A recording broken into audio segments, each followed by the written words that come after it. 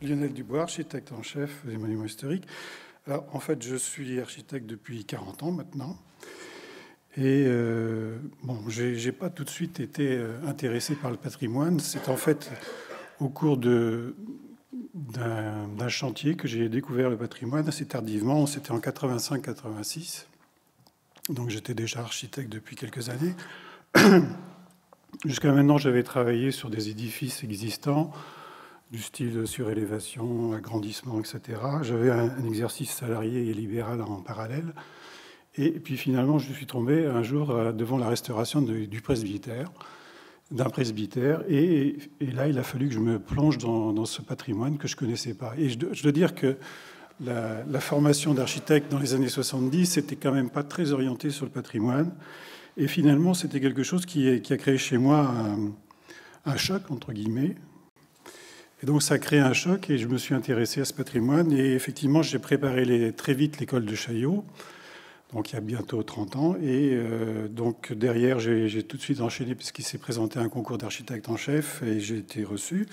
C'était à la fin de l'année 92 et on m'a nommé tout de suite dans une circonscription qui comportait les départements du Pas-de-Calais et des Ardennes, que j'ai conservé jusque dans les années 2004-2010 pour les deux départements, pour ensuite basculer sur la cathédrale de Reims, que je vous évoquerai demain, et puis maintenant le palais de Chaillot où nous sommes, et donc la colonne de Juillet à la Bastille. Voilà. Alors, en fait, le département du Pas-de-Calais, donc, qui est situé là, bon, enfin, vous avez au nord le Pas-de-Calais, et vous avez donc sur la droite, au milieu, les Ardennes. Et vous avez ce trait rouge ici qui délimite finalement la ligne de front qui s'est stabilisée dans les années 1914-1915 jusqu'à pratiquement la fin de la guerre. Et donc, évidemment, vous voyez que la circonscription dont je me suis occupé a croisé quand même, ou tangentait quand même cette ligne de front. Et effectivement, j'ai été amené à travailler sur des édifices de la reconstruction, de la première reconstruction. Les petites taches bleues que vous avez entre les deux départements, c'est des intérims que j'ai dû assurer dans le département de l'Aisne et puis quelquefois aussi dans le département du Nord. Alors, sur cette carte-là, vous avez en rouge toutes les grandes batailles qui se sont déroulées le long de cette ligne de front. Vous avez les batailles de l'Artois dans le Nord, la Vimy qui se trouve près d'Arras. Vous avez la Somme en dessous, le chemin des Dames ensuite, les batailles de l'Argonne et puis Verdun, donc complètement sur la droite.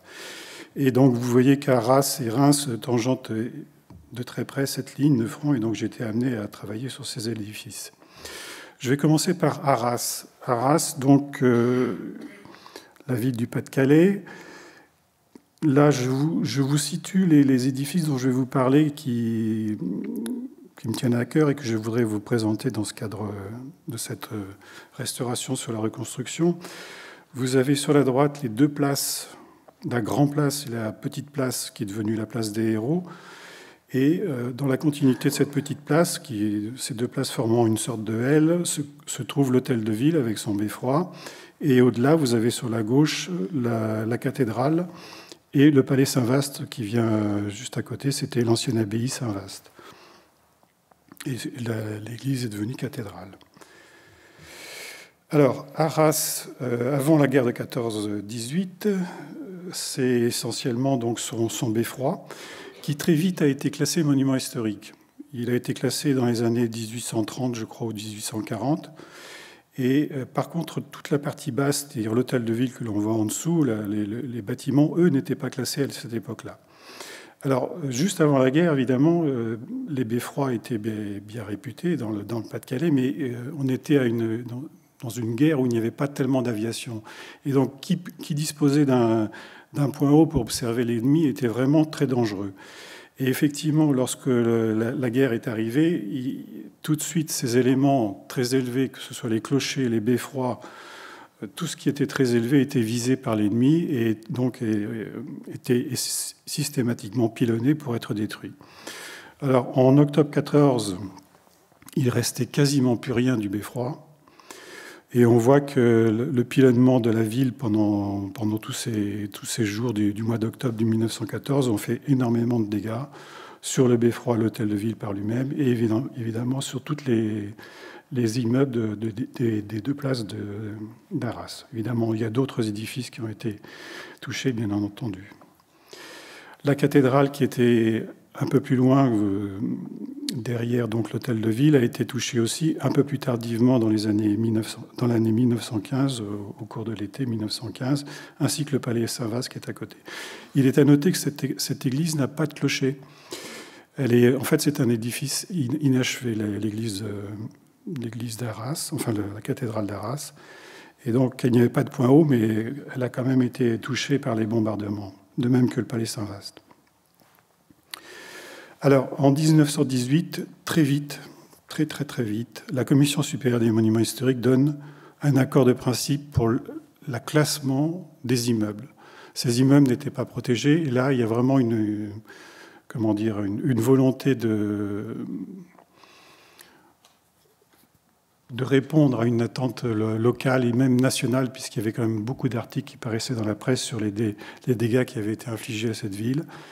Et donc, il y a une volonté dès le début de classer les monuments. Alors, je vous rappelle que la notion de classement, elle est assortie aussi de l'accord du propriétaire. Donc, la commission a dit, on vous classe, et ensuite, au fur et à mesure, ça a duré un certain temps, les différents propriétaires ont donné leur accord et on n'a pu procéder à des travaux.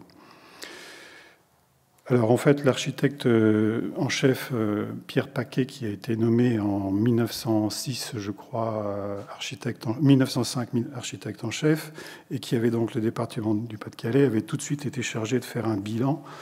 Et donc là, il décrit les nombres de maisons qui sont à reconstruire, celles qui sont à réparer et d'autres qui peuvent être encore maintenues.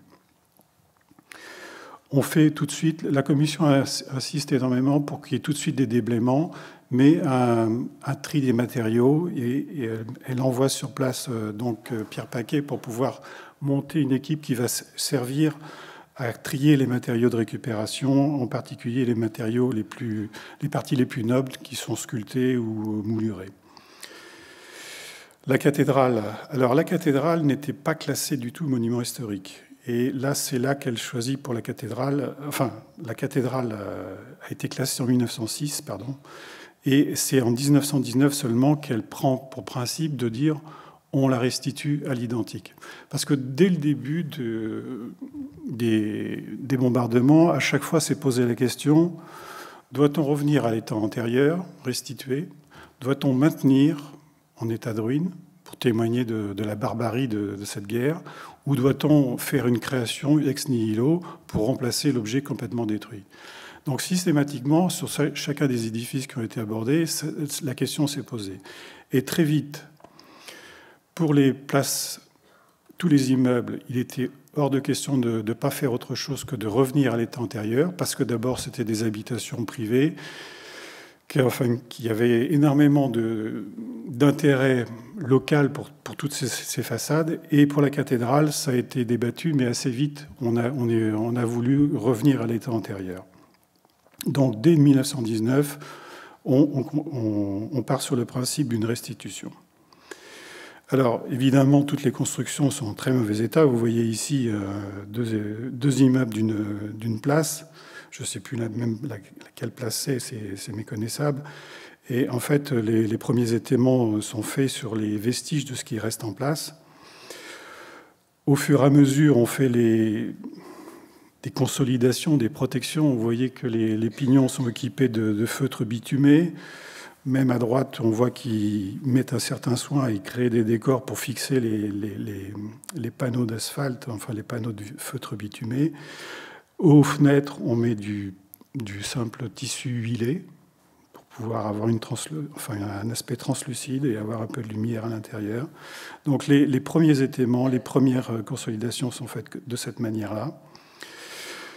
L'équipe de Pierre Paquet procède à l'examen et à la collecte de tous les éléments remarquables qui étaient rencontrés, qui étaient tombés ou qui étaient encore en place sur les immeubles, en particulier les parties sculptées, bien entendu. Tout est trié, tout est mis en place sous des abris et tout est répertorié pour pouvoir un jour reconstruire à l'identique. Parce que dès le début, on envisage de reconstruire à l'identique. Et effectivement, ça commence très très vite. On est en 1921, mais il y avait déjà des travaux qui avaient commencé. Sous la poussée des propriétaires qui ont tout de suite donné leur accord, je crois qu'il y a eu 29 sessions successives pendant 2 ans et demi pour pouvoir donner à chaque fois l'accord du propriétaire. Et en même temps, il y a eu une politique volontariste de l'État à l'époque de préfinancer les travaux, évidemment, et ensuite, évidemment, d'avoir éventuellement des subventions en retour, mais c'était pas je ne connais pas exactement les conditions du financement à l'époque, mais c'était une volonté vraiment nationale de pouvoir reconstruire. Et donc les édifices, les propriétaires étaient aidés pour les façades. Donc très vite, on reconstruit à l'identique à partir de ce qu'avait pu collecter Pierre Paquet. Alors là, c'est intéressant, vous voyez que on va y revenir, les façades des immeubles étaient restituées avec, par exemple, ici, des persiennes. Ces persiennes, au fur et à mesure du temps, on va voir qu'elles disparaissent. Là, on voit des restitutions de cartouches sur les murs sous appui des immeubles. La cathédrale, en 1921, on commence à la déblayer. Donc vous voyez que la priorité était sur les édifices des propriétés privées. Ensuite, c'est déplacé sur les édifices qui sont devenus des édifices appartenant à l'État, parce qu'en fait, ce n'était pas une propriété de l'État au départ, mais ça a été, disons, cédé à l'État à ce moment-là, compte tenu de l'État, justement. Arras, l'hôtel de ville. Alors, je vous avais dit que le beffroi était classé depuis 1840, mais toutes les façades de l'hôtel des Vignes, elles n'étaient pas classées. Alors là, il y a eu une rupture, pas tout au fois une rupture, mais il faut savoir qu'on classe, alors on a toujours l'impression qu'on classe pour maintenir en l'état et pour figer cet état, mais on classe aussi pour démolir. Et ça, c'est important, et là, vous l'avez exactement sur l'hôtel de ville d'Arras. Le classement a été assorti d'une volonté que les façades secondaires ne soient pas restituées à l'identique de ce qu'elles étaient, dans leur état 19e que j'essaierai de vous montrer tout à l'heure, et par contre revenir à un état qui n'existe pas, qui n'a jamais existé, une création donc, qui soit beaucoup moins éclectique et sophistiqué que ce qu'il y avait déjà eu, ce qu'il y avait antérieurement au bombardement. Donc là, le classement vous montre bien que c'est une volonté qui flèche vraiment ce que doit faire la restauration qui est derrière. Très vite, les immeubles se reconstruisent. En 1923, vous voyez déjà, la vie a repris les dessus et la plupart des maisons ont leur façade reconstruite, sachant que les propriétaires qui étaient derrière ces façades avaient le droit de faire les modifications. On sait que, par exemple, certains niveaux de plancher, parce qu'un propriétaire avait 3 immeubles contigus, il a pu régulariser le niveau des planchers et même toucher un petit peu au niveau des appuis des fenêtres, de manière à avoir quelque chose de plus cohérent chez lui. Tout ça a été admis. Il faut aussi songer qu'il y a eu des cas particuliers. Vous avez en haut, là, un immeuble avec un très grand pignon qui avait été fait au XIXe siècle et qui déplaisait énormément à la commission des monuments historiques. Et la volonté était aussi, là, au travers le classement, de dire on préférait revenir à un état qui n'a jamais existé, mais un état qui est cohérent avec l'ensemble de la place. Donc là, on est dans une création pure. C'est-à-dire que tous les immeubles ne sont pas des immeubles reconstruits à l'identique. Il y en a certains qui sont finalement des créations. 2 ou 3 autres édifices ont vu leur alignement par rapport à aux façades contiguës rectifié. Donc il y a eu des rectifications. Il y avait même la volonté à un moment donné d'abattre certaines maisons pour pouvoir avoir des rayons de giration beaucoup plus confortables pour rentrer dans la place. Ça a été systématiquement refusé. Mais sachez qu'il y a à peu près 5% des immeubles qui ont été créé finalement avec une sorte de pastiche, bien sûr, mais c'est une création pure. Là, on retourne sur le Palais Saint-Vaast, qui est complètement ruiné, et Pierre Paquet envisage donc dès 1923 donc la reconstruction, puisqu'on parlait de reconstruction pour la cathédrale en même temps que le Palais Saint-Vaast, et là, il met en place des charpentes en béton armé. Donc c'est des charpentes qui reprennent finalement les dispositions des charpentes de bois, mais en les simplifiant un petit peu, et en faisant une structure toute simple composée de fermes, avec entre ces fermes des pannes, et puis ensuite elles reçoivent le chevronnage en bois et la couverture en ardoise. Le beffroi. Donc on est en 1924, le beffroi, vous voyez que la place est déjà pratiquement terminée. Je vous l'ai montré, 1923, la petite place qui est devant est terminée, mais le beffroi, lui, est en devenir.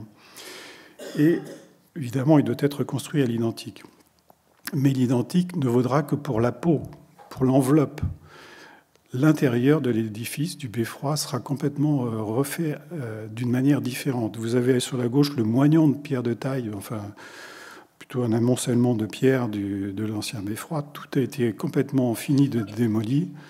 On a recreusé pour pouvoir fonder une structure en béton armé qui est en fait une sorte de grands pylônes triangulés ou de tabourets successifs les uns sur les autres qui, eux, permettent de tenir le parement en pierre. Mais tenir un parement en pierre comme ça, sur cette hauteur, environ 70 mètres, pardon, il fallait systématiquement recouper à certains niveaux ce parement de pierre pour pouvoir le supporter d'étage en étage, de l'ordre de 4 à 8 mètres, en fait. Les étages représentaient à peu près cette hauteur-là, parce que la pierre de taille ne peut pas prendre toutes les charges qui sont au-dessus, sur 50 ou 60 mètres sur les parties quadrangulaire de la base et recevoir en bas toute cette charge. Donc il fallait vraiment répartir la charge à différents niveaux à travers cette structure en béton armé. Et ça, je y reviendrai tout à l'heure, je vous montrerai le problème que ça a posé. Dans le même temps, donc, la cathédrale, elle, reçoit une nouvelle charpente qui ressemble énormément à une charpente bois, finalement. Et on commence déjà à couvrir le chœur pour pouvoir essayer de redonner un endroit habitable, entre guillemets, pour la liturgie qui commençait à renaître à cette époque-là, en 1926. Là, vous avez une vue générale du Palais Saint-Vaast que vous avez sur la gauche, enfin non, que vous voyez à partir de la cathédrale. Donc on regarde les ailes du Palais Saint-Vaast. Sur la gauche, vous voyez qu'il y a une partie de l'aile tout en haut, en bout, qui a déjà reçu sa couverture, et celle de droite qui commence à la recevoir. Particularité, ces couvertures ont une terrasse faîtière, qu'on devine un peu sur mes photos, qui sont en béton armé. Ces terrasses sont en béton, elles resteront en béton armé, de même que les lucarnes qui sont elles aussi en béton armé. Simplement, il y a une couverture, non, il y a une couverture en béton. L'ensemble de la lucarne est en béton armé. Pendant ce temps-là, en 1927, le beffroi démarre. Alors, vous voyez, on a presque l'impression d'être au Texas, mais c'est en plein milieu de la ville d'Arras. Le pylône commence à monter.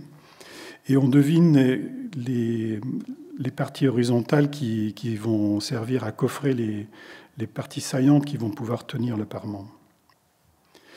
Là, l'hôtel de ville, dans la partie basse, s'édifie. Et vous avez à droite la restitution de la façade, qui est dans un style de néo-renaissance. Là, ça me fait l'occasion de parler des problèmes de la pierre de taille. Le Pas-de-Calais était riche en carrières, mais c'était des carrières de craie. Et cette craie, ces carrières avaient disparu au fur et à mesure, souvent d'ailleurs parce qu'il y avait des problèmes de transport. Et finalement, le train et les canaux avaient pris le dessus, et il était plus commode pour certaines carrières de pouvoir faire circuler ces pierres à travers ces canaux et ces voies de chemin de fer.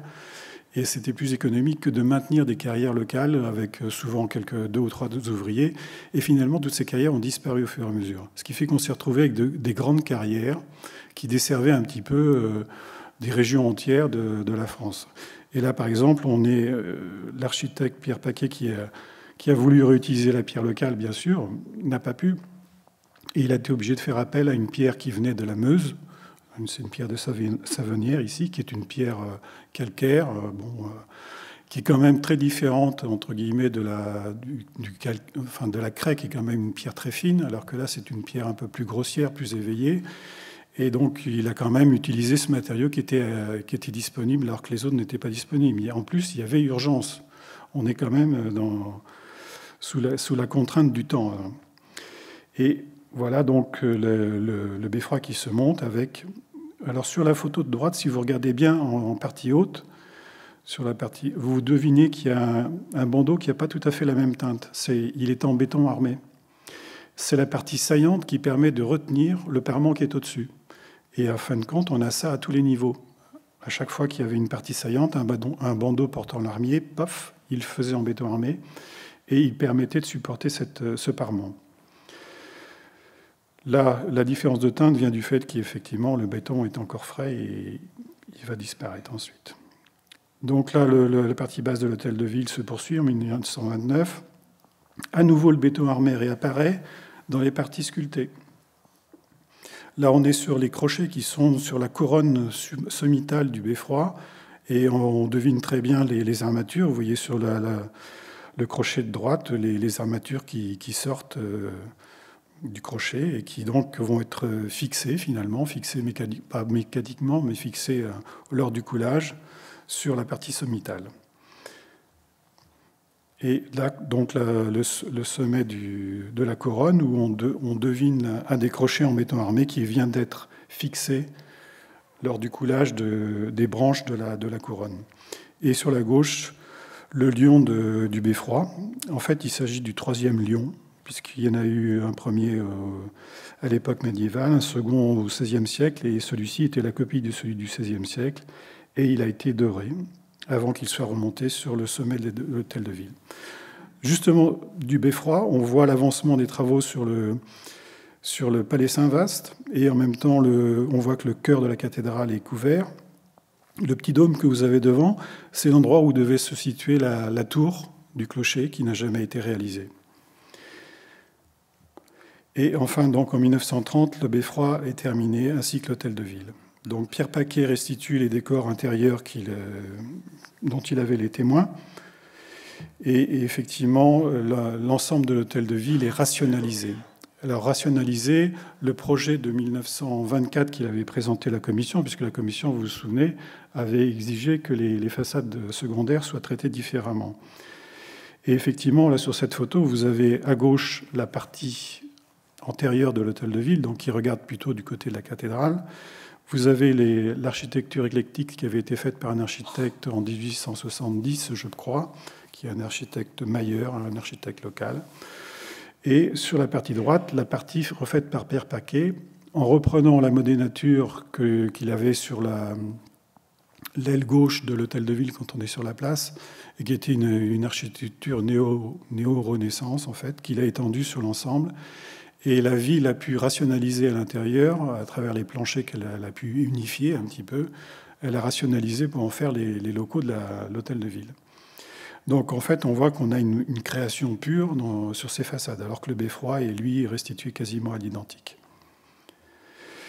Voilà, à gauche, là aussi, une des façades latérales de l'hôtel de ville, donc avec un avant-corps très éclectique de 1870, 70, 75, et une architecture un peu plus sage de Pierre Paquet sur la partie droite.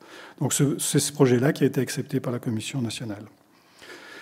Et voilà, donc, quand on est sur l'hôtel de ville et qu'on regarde les places, la place vient de retrouver aussi son pavage. Et au passage, on voit qu'il y a une chaussée qui se dessine parce que les voitures commencent à arriver, on les devine. Et on voit qu'il y a une bordure de trottoir qui délimite un îlot central. J'aurai l'occasion d'y revenir. Les autres maisons donc, se poursuivent. Donc, toutes les places, en 1937, on a quand même quasiment terminé tous les immeubles. Il y a certains immeubles qui ont conservé leurs persiennes, d'autres qui ne les ont déjà plus. La cathédrale est terminée. Elle est terminée à l'extérieur, mais il résiste encore à l'intérieur. Il y a encore des parties de voûtement à terminer. Mais elle est à l'abri. Donc on peut travailler plus calmement et d'une manière plus rationnelle. Et finalement, donc, en 1940, l'église est rendue au culte totalement et inaugurée. Sur la gauche, vous avez l'état antérieur et l'état 1940 à droite. Une des concessions qui ont été faites à la création, c'est tout le mobilier. Le mobilier de la cathédrale n'a pas été restitué tel qu'il était, évidemment. Et là, c'est des créations pures qui ont été faites, qui sont très intéressantes. Je vous incite à les visiter. Alors, j'en reviens, je fais un saut dans le temps. Moi, j'en viens en 1997, au moment où j'arrive... Enfin, je suis déjà un peu arrivé dans le Pas-de-Calais, mais on me demande de me pencher sur la cathédrale et sur le palais Saint-Var, voyez l'état des lucarnes en béton armé. Donc la couverture, c'était une couverture béton armé. Les devants de lucarnes sont en béton armé. Les menuiseries sont en bois. Et vous avez sur la droite le chéneau qui reprend l'ensemble des couvertures qui, eux aussi, sont en béton armé. Et on devine sur la partie supérieure le bout de la terrasse faîtière qui est en béton armé aussi. Donc là, les travaux ont consisté essentiellement à supprimer ce béton qui était apparent. Pourquoi? Parce qu'en fait, on est revenu finalement à une disposition antérieure. On n'est pas revenu on n'a pas conservé la volonté d'avoir ce béton apparent tel qu'il avait été imaginé par Pierre Paquet, mais c'était certainement pour aller très vite. Et on est revenu à un état antérieur en mettant les lucarnes en bois telles qu'elles pouvaient être juste avant le bombardement. De même que le chéneau, on a conservé la structure béton armé qui pouvait être conservée, mais on a ensuite habillé et restitué un chéneau en plomb et en cuivre pour pouvoir collecter les eaux. Alors, juste une petite parenthèse sur le bois. En fait, le bois qui est ici, c'est un bois... alors, ça avait été initié par mon prédécesseur, Étienne Boncelet.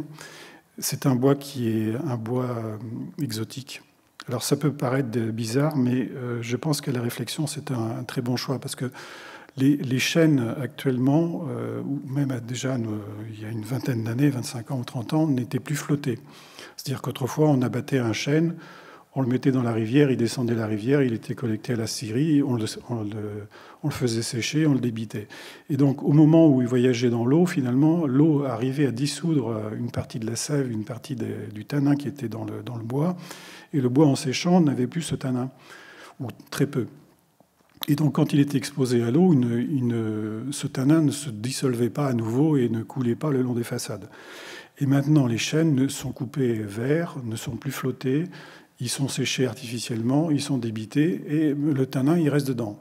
Ce qui fait que ce tanin, si vous l'exposez tout de suite à la pluie, c'est le cas des lucarnes, on avait du tanin qui coulait sur toute la façade, donc c'est une couleur suie, une couleur tabac qui coule le long des façades, c'est très désagréable.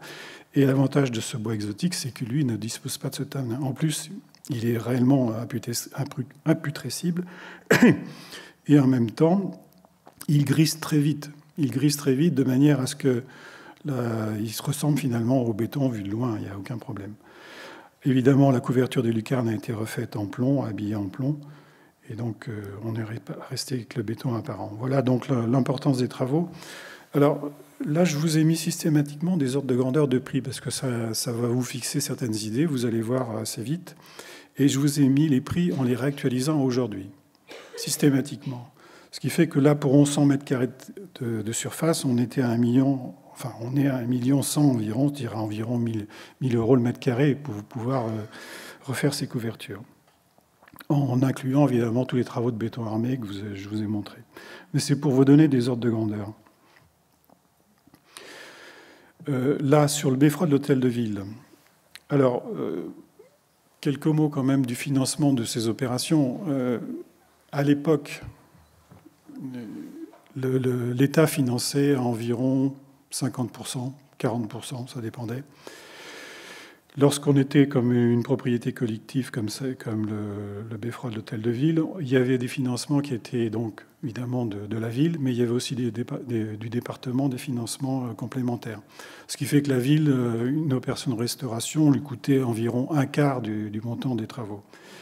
Et par contre, l'État, à l'époque, était systématiquement maître d'ouvrage délégué. S'il n'était pas propriétaire, ce n'était pas grave, il faisait quand même la maîtrise d'ouvrage, il commençait les travaux, il les finançait, il les préfinançait.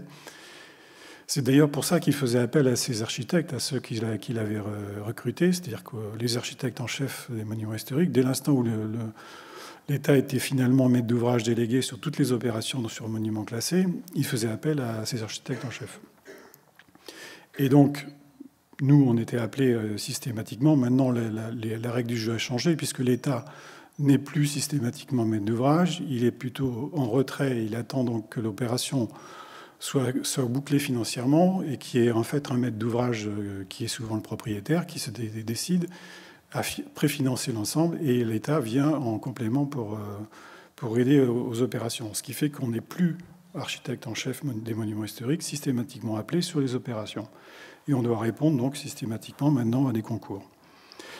Bon, ça c'est la parenthèse pour vous expliquer le financement, le mode de financement. Donc je vous parle d'un cas qui n'est plus tout à fait le même.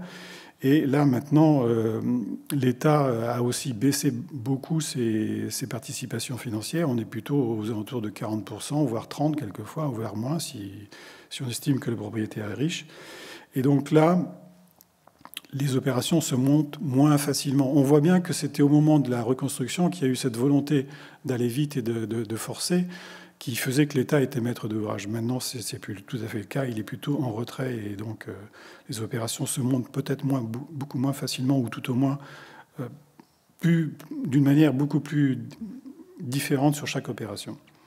Voilà donc l'état des bétons, les crochets que vous avez au sommet du beffroi, au sommet de la couronne, pour vous montrer. Donc là, je ne reviens pas sur les détails. Monsieur Delcourt vous l'a bien montré. C'est la proximité des fers qui à chaque fois fait éclater le béton. Vous avez aussi les greffes de ce béton, ces crochets qui ont été ajoutés. On voit que ça fissure, et cette fissure, c'est l'eau qui se pénètre et qui corrode les armatures qui tiennent l'ensemble. Donc systématiquement, on voit ces fissures apparaître sur les éléments assemblés. Sur les éléments sculptés, c'est le même problème, la proximité des fers. Donc nous, on a voulu restaurer, on a déposé finalement tout ce qui était menaçant, qui menaçait de tomber. Quasiment tout, je pense que tous les crochets, je ne me souviens plus très bien, mais tous les crochets ont été déposés pour être remplacés. Bon, vous avez le lion, voilà ce que donne de la dorure 70 ans après. Et la dorure a disparu. Le cuivre s'est oxydé, il est devenu vert. Voilà les travaux du sculpteur qui restitue un des éléments les mieux conservés pour pouvoir le compléter et qui va servir à réaliser un moule et qui va permettre de, à nouveau, faire des tirages en béton armé qui vont être reposés au sommet de la couronne, de même que les crochets que vous voyez. Par contre, les branches des couronnes ont pu être conservées. Elles ont été conservées parce que finalement, on a eu très peu de cas où le fer était à proximité. Et finalement, ça avait été bien conçu à cet endroit-là. Il y a vraiment que les crochets qui posaient problème sur leur fixation ou sur leur mauvais enrobage. Tout à l'heure, je vous montrais ces éléments de béton armé qui étaient saillants et qui étaient chargés de porter les parements. Voilà l'exemple de ce qui s'est produit. Alors ça, des éléments comme ça, vous en aviez une dizaine sur la hauteur du beffroi. Et donc là aussi, c'est la proximité des fers qui a fait éclater le béton. Et donc, il a fallu piocher ce béton pour pouvoir le remplacer. Alors, on pourrait me dire, mais pourquoi on ne l'a pas remis en pierre, finalement, puisque c'est un élément saillant? On ne l'a pas fait parce que il fallait, pour cela, pour poser une pierre, il faut qu'elle ait une queue suffisante, c'est-à-dire une partie cachée qui vient s'ancrer dans le reste du parement, d'une longueur suffisante pour qu'on puisse porter la pierre qui est en surplomb. Et on ne l'a pas fait parce qu'on créait à ce moment-là une interface béton-pierre qu'il fallait de toute façon, cette pierre, il fallait la fixer mécaniquement. Et on créait un plan qui pouvait recevoir finalement de l'eau, parce qu'il y a énormément d'eau qui ruisselle. Et ça aurait été, la conséquence aurait été la corrosion des fers qui sont derrière cette pierre et qui auraient été cachés, qu'on n'aurait pas pu traiter. Et donc, ce n'était pas raisonnable de créer ce plan inconnu que l'on avait derrière. Pour avantage d'avoir simplement la pierre en façade, c'était quand même payer très cher finalement le risque que l'on créait. Donc il a été convenu de restituer le béton, mais par contre d'approfondir et de traiter beaucoup mieux l'enrobage des aciers. Voilà ce qu'on a fait. Donc on a retapé sur les fers, on les a approfondis, on a coupé quelquefois les crosses qui étaient trop gênantes. Et on a créé un boule, tout simplement, pour pouvoir faire ce bandeau, en piochant le béton jusqu'à ce qu'on retrouvait des parties saines. Et on a coulé à nouveau un mortier qui a fait un mortier qui était donc à base de ciment blanc avec des teintes pour pouvoir se rapprocher le plus possible de la pierre de Savonnières. Voilà, en cours de coulage avec les aciers enrobés, suffisamment enrobés cette fois-ci. Et voilà l'ouvrage terminé et un peu sec. Voilà. On devine bien le bullage du béton, on voit bien que ce n'est pas de la pierre, mais c'est à 30 mètres ou 40 mètres de distance. Alors, le pylône en béton armé que je vous ai montré, en fait, l'intérieur du beffroi est complètement creux. Et finalement, il est presque à l'air libre. La chambre des cloches est à l'air libre, le carillon qui est au-dessus, tout ça, c'est des édifices, c'est des parties qui sont à l'air libre, et l'air circule assez souvent à l'intérieur de ce beffroi. Et finalement, le béton qui est à l'intérieur commençait à présenter des traces de corrosion. Donc là, c'est une partie cachée. La solution la plus économique a été trouvée. Après avoir réparé, faire les réparations nécessaires sur les parties qui étaient épeauffrées, on a fait une peinture. La peinture, bon, là, elle n'est pas exposée, donc elle va durer un bon bout de temps. Et ça permet quand même de protéger l'épiderme du béton et des échanges avec l'air extérieur, puisque l'intérieur du beffroi n'est pas du tout climatisé ni fermé. Bon, quelques mots sur le travail des tailleurs de pierre. Évidemment, on avait quelques éléments qui étaient abîmés par le temps, essentiellement sous des effets mécaniques et puis sous l'effet de l'érosion, puisqu'on est quand même à 70 mètres, avec la proximité de la mer. Arras n'est pas au bord de la mer, mais il y a quand même des vents chargés de sel. Et ce sel pénètre dans la pierre et finit par provoquer des désagrégations. Évidemment, on a restitué les dorures. Ça vaut pour le lion aussi. Et donc, une fois terminé, on devine un petit peu que les bandeaux saillants sont un peu plus neufs, mais ça s'est bien atténué. Et donc, tout le béton a été en partie restauré dans la partie sommitale et ou changé au niveau du couronnement, de la couronne. Voilà, alors les ordres de grandeur de coût pour ce beffroi, donc 70 mètres de hauteur, au prix d'aujourd'hui, ça ferait presque 1,5 million de travaux.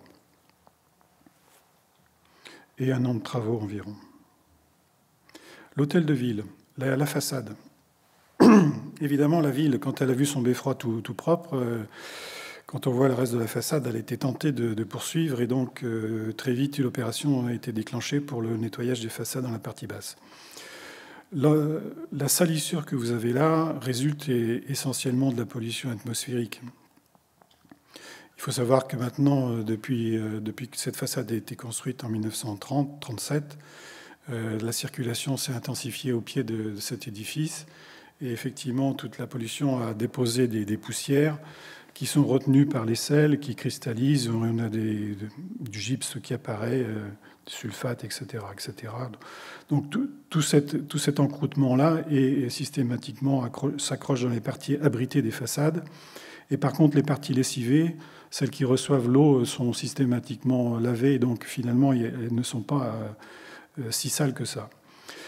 On constate aussi, bon là c'est sur la façade principale, ma photo est peut-être prise d'un peu loin, mais toutes les parties finement sculptées commencent à se désagréger du fait que les sels qui pénètrent dans la pierre provoquent la désagrégation de la pierre, puisqu'à chaque fois qu'elle s'est humidifiée, le sel pénètre dans la pierre.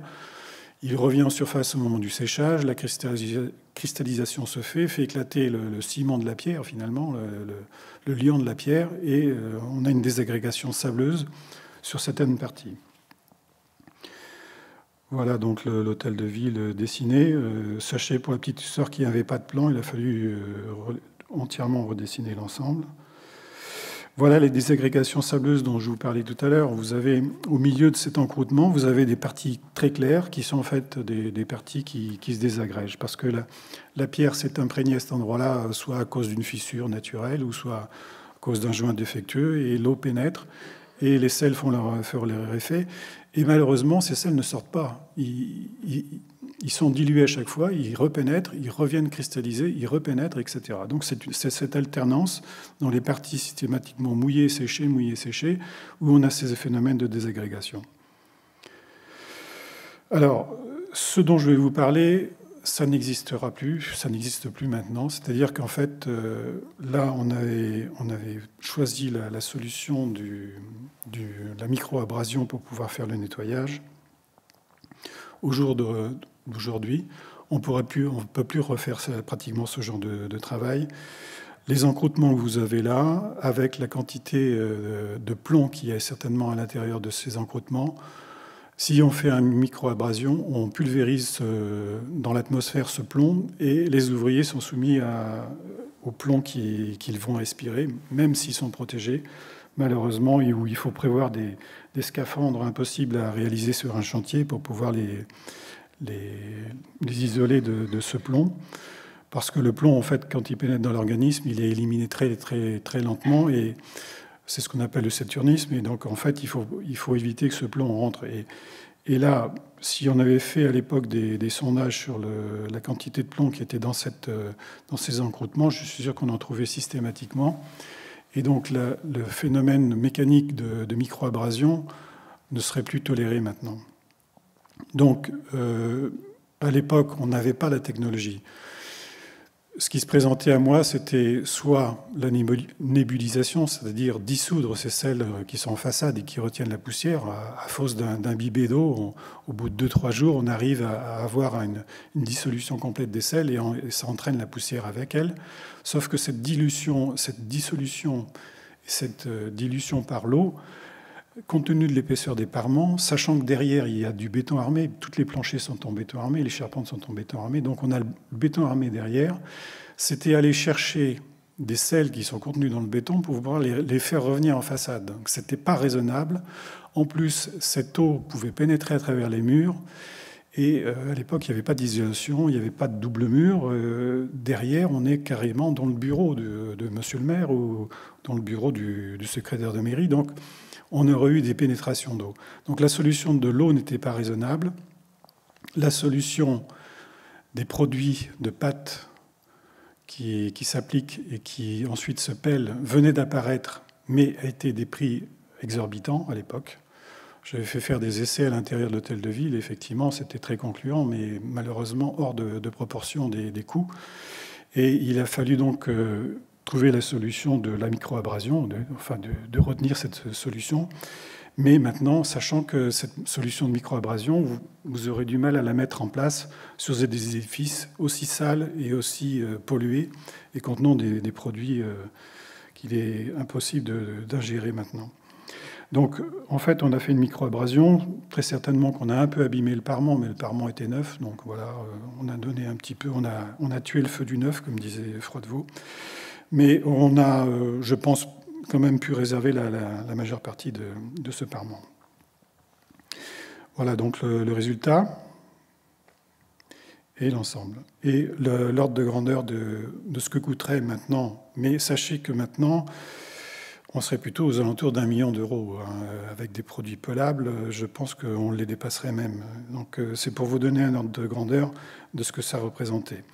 Évidemment, au passage, on a refait les dorures sur les lucarnes dans l'esprit de ce qui avait été fait à l'époque en 1930 et pour pouvoir s'harmoniser avec le reste du beffroi. J'en viens aux façades, le nettoyage des façades. Donc là, on est sur des façades qui, pour la plupart, ont été entièrement reconstruites.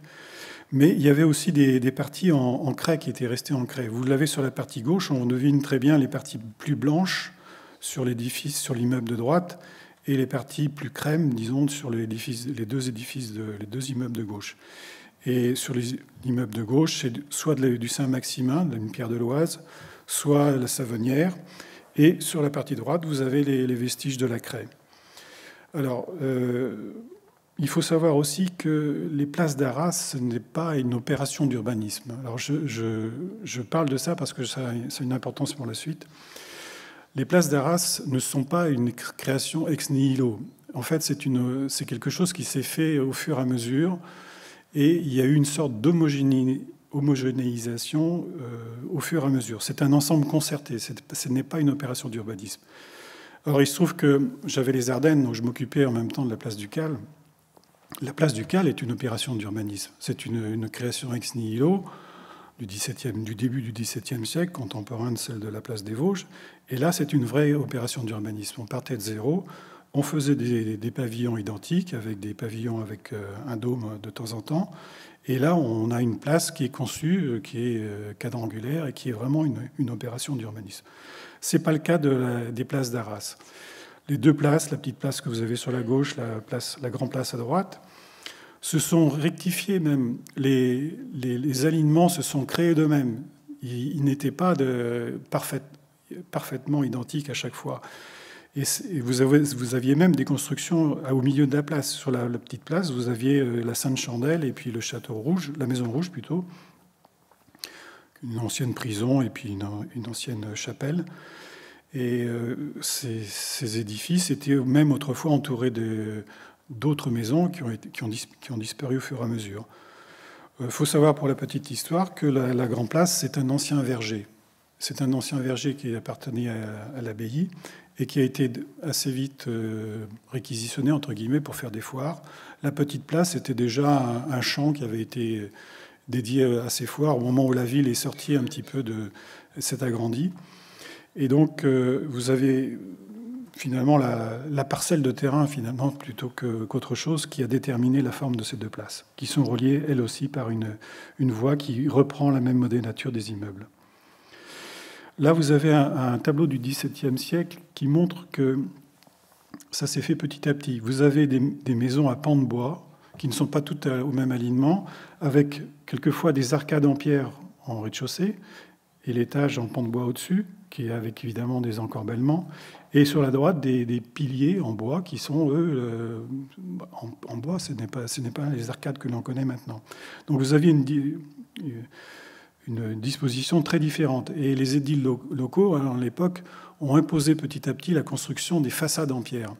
Et finalement, elles ont adopté un modèle. Elles imposaient les façades en pierre parce que c'était en fait, la rue était une barrière coupe-feu. Lorsque vous aviez un incendie qui se déclarait dans un immeuble, plutôt que la façade s'écroule dans la rue, enflammée, et vienne mettre le feu de l'autre côté de la rue, d'avoir des façades en pierre qui faisaient coupe-feu des deux côtés, vous aviez finalement une rue qui permettait d'acheminer les secours à l'abri, et on pouvait éteindre le feu même si la maison derrière commençait à brûler. Donc en fait, c'était une imposition des édiles assez très vite qui a été réalisée. Et les modèles qui ont été pris, c'était on vous impose 2 étages parce qu'on a besoin de loger du monde. Donc à chaque fois qu'on reconstruisait, on vous imposait le nombre d'étages. Donc ça déterminait la hauteur. Et on vous impose de construire en pierre ou en brique. D'abord, ça a été en brique et pierre. Ensuite, ça a été en pierre totalement. Là, vous avez, sur cet élément-là, les plus anciennes maisons des places. C'est sur la Grande Place. Vous avez une maison à gauche qui est du XVe siècle et à droite du XVIe siècle. Il faut savoir que les menuiseries, à l'époque, n'étaient pas celles-ci. Vous aviez des fenêtres avec des meneaux, vous aviez des vitrilleries au plomb, vous avez des volets, vous aviez du papier huilé, c'est tout ce que vous aviez. Là, ensuite, les fenêtres sont arrivées au XVIIe, XVIIIe siècle. Les meneaux ont disparu et donc les persiennes sont arrivées au XVIIIe siècle. La persienne existe à partir de 1734, je crois, au milieu du XVIIIe siècle. C'est quelque chose qui est très récent.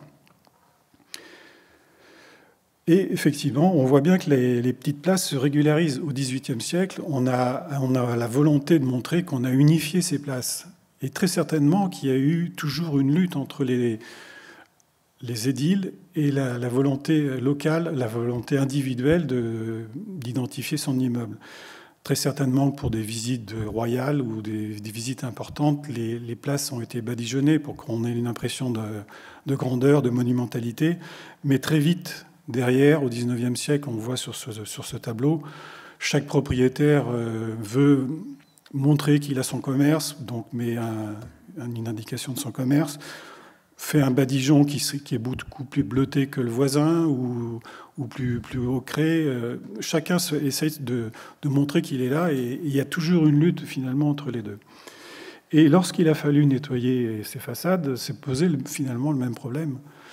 La ville participait financièrement, elle apportait donc un financement et disait « moi je veux quelque chose de propre, cohérent ».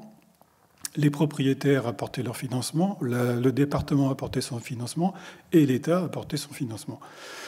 Et finalement, ça a toujours été... Moi, je l'ai conçu comme ça, c'est-à-dire un arbitrage entre une sorte de règle du jeu. Il a fallu même que je me présente à tous ces propriétaires. Il y en avait, je ne sais plus, 57, je crois, pour leur expliquer ce qu'on voulait. C'est-à-dire qu'il a fallu trouver un moyen terme en disant... non, je reviens en arrière parce que je n'ai pas l'illustration, mais en disant on veut une homogénéité, mais on veut aussi que vous préservez votre individualité finalement. Parce que certains avaient des commerces, de même que les devantures sont toutes différentes, mais les arcades unifient l'ensemble. C'était un petit peu la même chose qui a été choisie, c'est-à-dire qu'en fait, en gros, le propriétaire pouvait choisir un peu la teinte de ses menuiseries, et la ville voulait une unification au niveau des façades, au niveau de la pierre. Alors quand je dis unification, c'est en respectant quand même le briquet pierre, les parties enduites et les parties en pierre de taille. Donc c'est une ribambelle d'opérations ponctuelles qui ont été faites, qui ont nécessité une coordination avec les différents propriétaires, et ça peut être très, très rigolo. On voit que la ville met systématiquement à chaque fois la banderole, les commerces existent toujours, enfin le commerce reste ouvert pendant les travaux, et effectivement il a fallu préserver toute la partie basse à chaque fois. Et vous voyez que les places étaient envahies par les véhicules à l'époque. Là, c'est ce qu'a pu conserver Paquet. Ben, finalement, on a du mal à le conserver maintenant. Vous voyez la craie, comment elle s'abîme au contact du métal, au niveau des sels qui s'accumulent, dû à la pollution, et on voit comment elle se désagrège, ces éléments se désagrègent. Les menuiseries aussi, de 1930, étaient vraiment en mauvais état pour la plupart, surtout dans les parties basses, bien sûr. Les éléments de couverture aussi.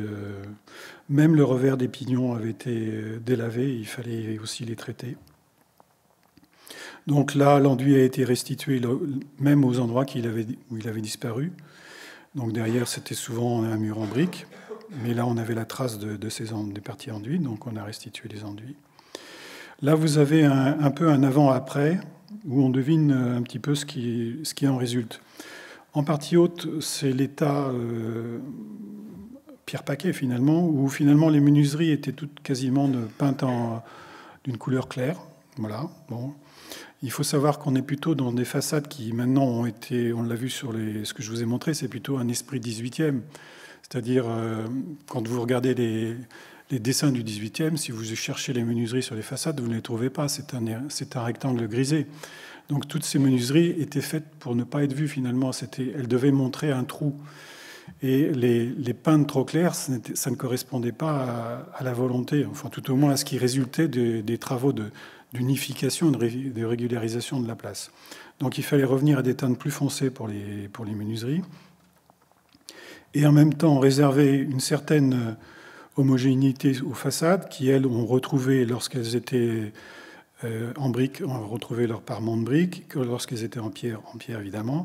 Et lorsqu'elles étaient à la fois en pierre calcaire, en pierre de restauration, c'est-à-dire une teinte blanche et une teinte plus ocrée, on avait convenu de faire un badigeon pour unifier l'ensemble. C'est le cas, par exemple, de la maison qui est complètement à droite en bas. Donc voilà comment ça a été négocié avec les différents propriétaires. En gros, ils avaient le droit de choisir un petit peu la teinte des menuiseries. Et en même temps, les façades ont été traitées d'une manière identique un petit peu, tout au moins dans l'esprit de ce qui avait été fait au XVIIIe siècle. On voit très bien qu'il y a des pignons avec le briquet pierre, qui est donc certainement un édifice construit au XVIIe siècle, et puis après des édifices qui apparaissent plutôt au XVIIIe siècle. Et les édifices du XVIe siècle, il y en a très peu, et ceux du XVe aussi. Voilà, de l'autre côté. Donc là, on voit bien que la menuiserie est foncée, fait paraître les baies comme des trous. Et les persiennes ont complètement disparu. Alors, c'est pas que je voulais pas... elles auraient été là, je les aurais laissées parce qu'elles faisaient partie de l'histoire. Mais finalement, elles ont été effacées avant que j'arrive, donc je ne les ai pas restituées. Voilà les façades après. Alors, les ordres de grandeur. Donc, 55 immeubles ont 3 tranches de travaux finalement, 1,3 million de maintenant, ce qui représente à peu près 24 000 € par immeuble, et sachant que les propriétaires ne devaient payer que environ 15%, 10 à 15% du montant des travaux. Ce qui fait pour une façade quand même un ravalement de l'ordre de 5 à 7 000 euros par immeuble, ce qui est très raisonnable. Voilà. Alors, le sol de la place n'est pas classé. Les immeubles sont classés, le sol de la place n'est pas classé. Mais on m'a demandé, ça fait partie du job de l'architecte en chef quelquefois, de créer un cahier des charges pour cette place, parce qu'elle était soumise à consultation de maître d'œuvre.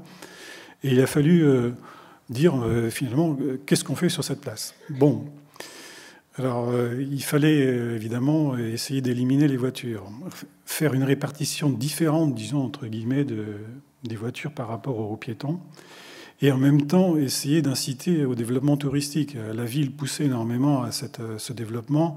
Vous avez vu tout à l'heure sur les façades les pavoisements qui sont mis de temps en temps pour pouvoir montrer qu'il se passe quelque chose sur ces places. Donc il y avait vraiment une volonté de développer le tourisme sur ces places. Et moi j'ai été chargé donc de faire le cahier des charges et en même temps l'accompagnement pour essayer de retrouver une répartition des véhicules et des piétons différente. Alors, quand on a affaire à des commerces, eux, ils vous disent moi, si le client ne peut pas se garer juste devant moi et il ne viendra pas, mon commerce va péricliter, ça ne va pas, donc je veux absolument avoir du stationnement. Et puis en même temps, nous, les édiles, on voudrait bien développer le tourisme et on ne peut pas avoir du tourisme avec des véhicules partout. Donc en fait, il faut... Enfin, moi, comment je l'ai conçu, c'est cette manière-là, c'est un petit peu une ruse ou tout au moins une incitation progressive. J'avais dû le faire aussi pour la place du Cal que je vous ai montré tout à l'heure, où là, on avait des véhicules qui étaient stationnés devant les arcades, à 50 cm. Donc j'ai incité la ville à faire une première approche, entre guillemets, en créant des faux trottoirs. Vous voyez les trottoirs en bois que vous avez juste devant pour élargir le trottoir. Et en même temps, inciter les divers commerces à s'approprier ce trottoir. Donc on perdait une bande de stationnement, mais on pouvait faire apparaître la vie commerçante au-delà des arcades. Les commerçants sortaient des arcades. Et ça a fait tilt. Ils ont bien accroché. Et finalement, très vite, ils sont aperçus qu'il n'y avait pas de perte de chiffre d'affaires et les opérations comme ça ont pu être enclenchées. Donc au moment où j'ai créé le cahier des charges, on était déjà dans cette phase intermédiaire où on avait déjà accroché le client, entre guillemets, qui était notre commerçant qui poussait au maintien du stationnement. Et donc, on a repoussé le stationnement un peu plus loin et moi, j'avais incité à ce qu'il y ait en fait une progressivité dans l'aire de stationnement qui diminue au fur et à mesure des années. Et en même temps, donc, j'ai créé dans ce cahier des charges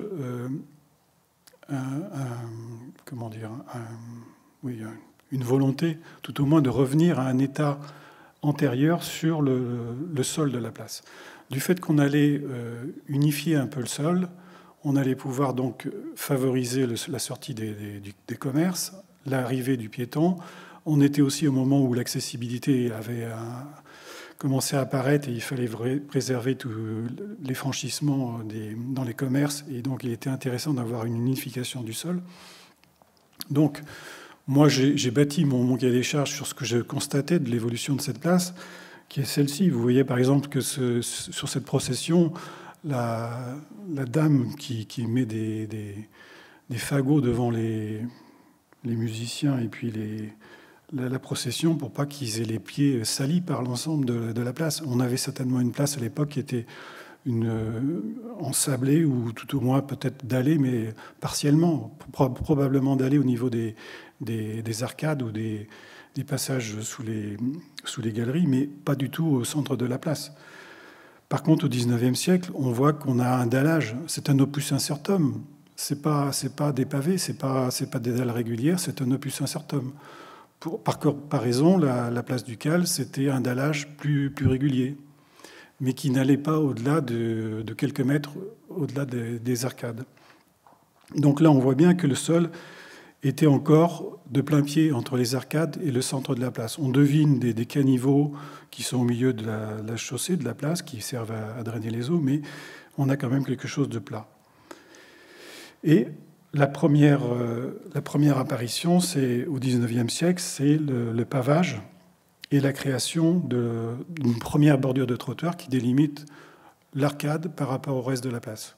Parce que la circulation est déjà intense, on veut éviter que les roues touchent les arcades, et donc on crée cette différence de niveau. On le voit très bien au niveau de l'hôtel de ville. On le voit ici, on voit encore qu'il y a encore les caniveaux au centre des chaussées. L'ensemble est pavé, mais d'une manière uniforme. Et puis la dernière évolution, c'est ce que je vous ai montré tout à l'heure, c'est 1930, où là, les voitures arrivent et on veut les canaliser, on fait une deuxième bordure, et on crée finalement une chaussée, et avec des franchissements. On sort de la cade, il y a une bordure, on descend sur la chaussée, on remonte pour rentrer sur l'îlot central. Et la dernière évolution, ça a été celle de la ville qui a commencé à vouloir animer un peu ces trottoirs. Bon, ça c'était bien avant que j'arrive, ils ont mis une terre cuite par endroits pour pouvoir d'aller. Mais en fait, en faisant ça, ils n'étaient pas non plus dans l'illégalité, entre guillemets, historique, parce qu'on l'a bien vu tout à l'heure, il y avait un opus incertum sous ces arcades, il y avait des dallages différents, et bon, à la limite, c'était du domaine du tolérable. Voilà ce qui se passait lorsqu'on avait fait l'élargissement en bois. Et finalement, le résultat, ce qu'a donné, après la consultation de maître d'œuvre, donc c'est essentiellement le pavage d'origine qui a été restitué, complété par du dallage en périphérie, pour le rendre plus confortable au niveau des arcades dans les parties qui sont les plus circulées. Et par contre, le pavé ancien est conservé au centre. Toutes les bordures auront disparu, et c'est simplement des petits plots ponctuels qui délimitent la chaussée. Il est impossible de stationner compte tenu de la largeur des voies, et en même temps, on a conservé une bande de parking qui, elle, est facilement effaçable au moment où on a besoin d'utiliser la place. Parce qu'une place, c'est essentiellement un espace souple, il faut absolument lui conserver toute sa souplesse. Et là, c'est vrai que l'uniformité était donc une volonté. Donc voilà, j'ai rédigé ce cahier des charges dans cet esprit-là. La végétation, on est dans des espaces très minéraux, mais on sent bien qu'il y a à chaque fois une poussée pour dire mais ce serait bien s'il y avait un peu de verdure. Ça, il ne faut pas le refuser non plus. Ça ne se refuse pas parce qu'en fait, l'histoire nous le montre. Là, j'ai un plan du XVIe siècle ou du XVe siècle. On voit qu'il y avait un arbre remarquable qui était même dessiné sur cette place. Et on était dans un ancien verger. Il y avait très certainement eu des arbres qui étaient restés et les arbres les plus anciens avaient été conservés. Donc le végétal, oui. Le mobilier urbain, ce qui a été incité, c'était à retrouver finalement le seul mobilier qui était apparu pour éclairer les rues dans Arras. C'était au milieu du XVIIe siècle qu'on a commencé à éclairer. Et en fait, c'était des potences avec une lanterne que l'on descendait à la chaîne et puis on allumait, on la remontait. Et voilà, donc, et finalement, le maître d'œuvre qui a trouvé une solution de candélabre qui est, à mon avis, assez satisfaisante, qui est un peu dans l'esprit, où on voit la lanterne qui pend, quelque part, c'est un peu le même esprit, la partie en potence, et puis la couleur grise qui se fond très bien finalement dans l'ensemble des façades. Voilà l'ensemble. Et au passage, on a restitué dans le pavage la trace historique, c'était demandé dans le cahier des charges, la trace historique de l'emplacement de la Sainte-Chandelle, le petit édifice qui était au milieu de la place. Je reviens quelques instants, puisque c'est un peu plus tard, en 2010. En fait, je vous fais un récit chronologique. Je vous ai montré comment les choses arrivent et puis comment elles se font. Donc là, on est en 2010, on est 80 ans après, ou 70, enfin oui, 80 ans après la restauration. Même topo, les lucarnes en béton armé présentent les mêmes problèmes. Par contre, les charpentes en béton qui ont été réalisées par Pierre Paquet, qui sont à l'abri, sont en très bon état, aucun problème structurel. Par contre, les couvertures, évidemment, au bout de 80 ans, elles sont à bout de souffle, et les ardoises sont devenues peureuses, et tout a été couvert en attendant avec du bitume, en attendant cette opération. Donc là, j'ai commencé à faire les restaurations. Évidemment, le même topo, on a supprimé le béton apparent au niveau des chéneaux, au niveau des lucarnes. On a protégé les arrases des culées d'arc-boutants et des arcs-boutants en mettant du plomb. L'intérieur, pas de problème, mais on devine les trous. Là, vous avez sur la droite les trous qui sont dans la toiture. Et voilà l'opération qui démarre. Donc même topo, on refait la façade en bois. Les chéneaux. Vous avez sur la gauche la présentation du chéneau. On a démoli une partie du béton et on refait une structure en bois. On revient à une technique ancienne finalement. Là, on n'a pas conservé l'état reconstruction, on est revenu à un état antérieur finalement, antérieur à la restauration, à la reconstruction. Protection des culées d'arc-boutant. En mettant du plomb, bon, c'est vrai que c'est une des solutions les plus intéressantes. Entre guillemets, pour vous donner un ordre d'idée, lorsque vous avez des éléments en pierre comme ça, sachez qu'à partir de 30-45 degrés, il faut couvrir en plomb. Au-delà, vous pouvez le laisser en pierre parce qu'il y a suffisamment de ruissellement et il n'y aura pas trop de dégâts. Mais si vous êtes trop plat, 30, 45, 50 degrés, là, il faut vraiment couvrir en plomb. Les culées d'arc-boutant, les arcs-boutants couverts pour les protéger. Et pour mes successeurs, il restera à traiter les parties basses des chapelles, enfin du déambulatoire, des chapelles rayonnantes. Enfin, ce n'est pas des chapelles rayonnantes, c'est un déambulatoire ici, qui est, elle, couvert en ciment. Et là, effectivement, il faudra certainement recouvrir cet ensemble en plomb parce que tout ça devient très fuyard et pose des problèmes. Voilà, donc là, les ordres de grandeur, 1500 mètres carrés, 1,6 million. Vous voyez qu'on a toujours à peu près dans les 1000 € le mètre carré de couverture, tout confondu, entre guillemets. Voilà, j'en ai terminé sur Arras. Je ne sais pas si je suis dans le timing. Oui, je crois que je suis dans le timing.